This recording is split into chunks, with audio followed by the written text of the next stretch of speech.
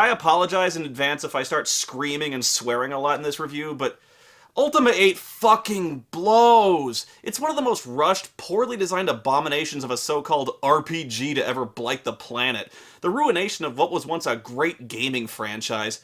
You know, I don't think I've ever been as disappointed in a sequel as I was with this piece of shit with okay, now that's not fair. God damn it. I meant the most disappointing game sequel of all time with okay, fine. But this game was still god-awful, and I mean unbelievably bad. Rushed out by Electronic Arts in about 3 months, less than half completed, with almost all of its storyline and game functionality slashed and burned to meet a deadline.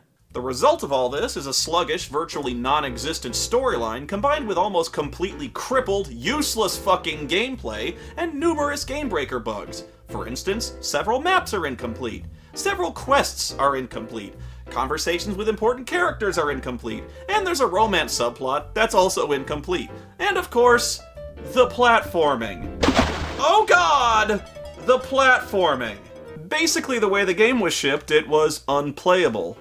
But I'll get to that in a minute. Do you have any idea the questions I had to answer when I saw this game in the store? Well, hey Mom, look! It's the new Ultima game! You know, it's like those role-playing games I play all the time? No, Mom. Role-playing games are not satanic. How many times do I have to— Whoa!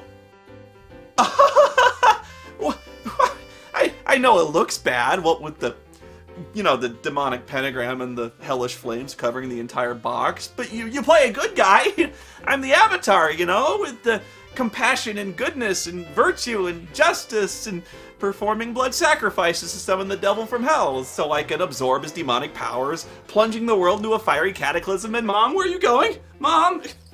Wait, you can't leave me in here like this! Mom, it's just a game! I'm not a Satanist! I'm not a Satanist, I swear! Mom! Mom! Well, Avatar. You have managed to thwart me once again. Alright, so after you save all of Britannia by restoring the cosmic serpents of balance, order, and chaos to their rightful place in the ethereal plane, the Guardian takes this opportunity, since you're sort of cosmically adrift, and abducts you. We do have a score to settle. Can't help you, Avatar. Sorry, we're really busy, but good luck with that. You have been a thorn in my side for far too long, Avatar. He tells you he's exiling you to a world he's already conquered into his dominion called Pagan, where there's no hope of escape and nobody's even heard of the Avatar. I banish you to the world of Pagan.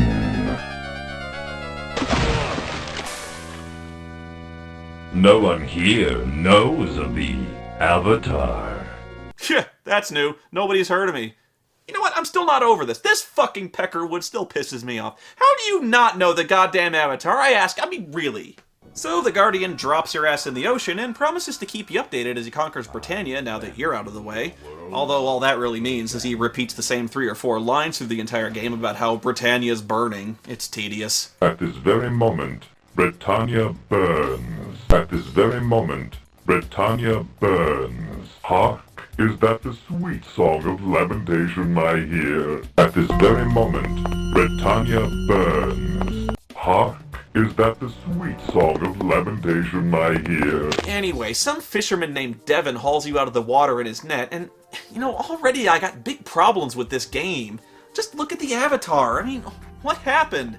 He's dressed like a fucking clown all of a sudden with some retarded bucket on his head. He doesn't look anything like he did at the end of Serpent Isle at all, and when you open your inventory, everything's gone. I mean, everything? Every single thing he had.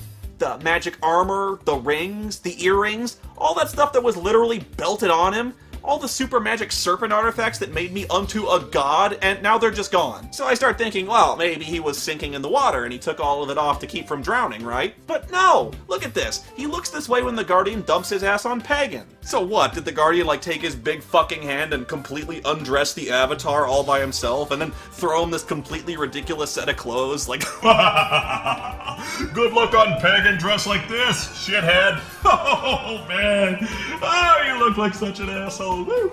You don't even get to pick your character's gender or appearance anymore. You're just stuck with this blonde doofus dude. But it's just as well, because your character spends this entire time as this blank slate with a bucket on his head. Because there's no role-playing here. You don't have any choices or moral imperative anymore, and there's basically no story to speak of. Well, alright, you want to know what the story is? You wash up on shore, and Devin tells you to go talk to a sage about how to get off Pagan. Well done, mortal.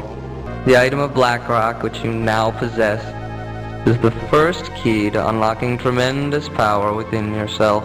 Oh yeah, the 25 bucks I spent on that Ultima speech pack? Money well spent. The sage tells you the only way off is to kill the 4 titans of the elements who rule Pagan and absorb their powers to become a titan yourself.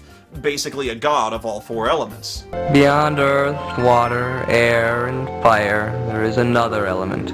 A 5th element. The 5th element? No! Lilu Dallas Multipass. And that's seriously it. You go to a rock level, a fire level, a water level, and a wind level. You get an artifact in each one that allows you to kill the Titan, and then you build the Blackrock Gate and win. And, you know, while that might sound interesting, like, oh, we're exploring cool, weird alien environments, yeah, believe me, it's not. Because every goddamn level looks the exact fucking same. Dark, gray, monochrome caves. Everywhere you go, it's a gray cave. Or a gray tunnel, gray caves, gray halls. Every fucking thing in this game is gray. Half the time, I doubt you'd even be able to tell if you're indoors or outdoors. I mean, can you guess what element this place is?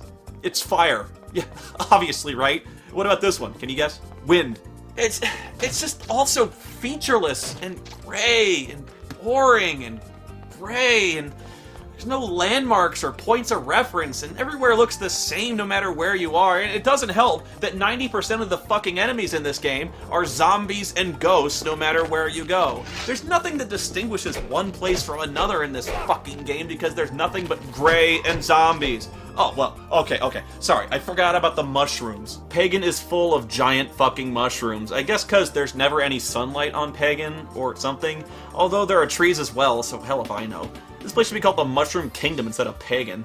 I think all the mushrooms are mainly so they can justify having these frigging fucking red mushrooms everywhere, which explode in a fireball whenever you step on them. Because, you know, in a game with awful, barely working controls, why not fill your dungeons with lethal mushroom minefields?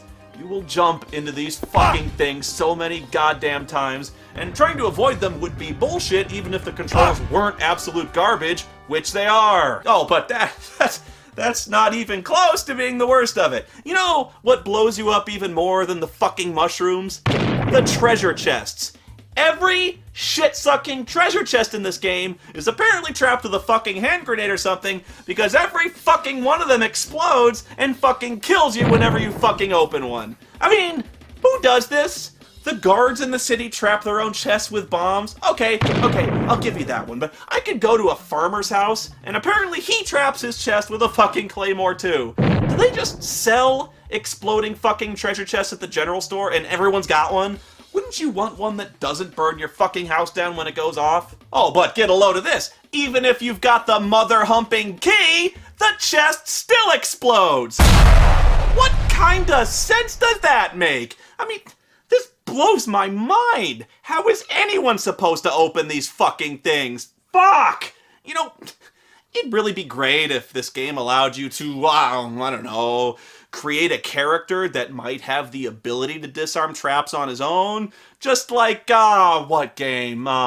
Every other Ultima game before this? Like, imagine if this happened in The Legend of Zelda, where every fucking chest just detonated when you touched them. Like, even the one in your house, just BAM! Fuck you! And when you're playing Ultima 8, you don't know that every single chest explodes. You keep thinking, like, you're just unlucky, or, like, they can't all be trapped, right?